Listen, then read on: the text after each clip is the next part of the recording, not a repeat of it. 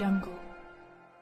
सांगलीच्या स्थानिक गुन्हे अन्वेषण शाखेने घरफोडी आणि मोटारसायकल चोरी प्रकरणी धडक कारवाई करत एका सराईत गुन्हेगारासह 2 अल्पवयीन मुले अशा तिघांना ताब्यात घेतले आहे। त्यांच्याकडून सोने चांदीचे दागिने आणि एक मोटारसायकल असा एकूण 3,50,000 रुपयाचा मुद्देमाल जप्त करण्यात आला। सांगली पोलीस अधीक्षक तुषार दोशी, अप्पर पोलीस अधीक्षक कल्पना बारवकर व पोलीस निरीक्षक संजीव झाडे यांच्या मार्गदर्शनाखाली गुन्हेगारावर कारवाईसाठी विशेष मोहीम राबवली जात होती। 25 जुलै रोजी पोलीस अंमलदार संकेत कानडे, संदीप पाटील आणि अभिजित माळकर यांना गुप्त बातमीदाराकडून माहिती मिळाली की रेकॉर्डवरील आरोपी मेघनाथ सोनभाईर या चोरीचे सोन्याचे दागिने विक्री करण्यासाठी संजय नगरमधील मंगळवार बाजारात आला आहे।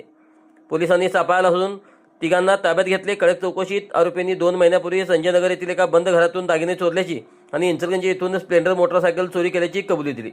मुख्य आरोपी मेघनाथ उर्फ मेघ्या हिरालाल सोनभाईर, वय वर्ष 19, राहणार अमराई सांगली, हा सराईत गुन्हेगार आहे। या कारवाईत 2,80,000 रुपयाचे सोन्याचे दागिने, 10,000 रुपयाची चांदी आणि 60,000 रुपयाची मोटारसायकल असा एकूण मुद्देमाल जप्त करण्यात आला।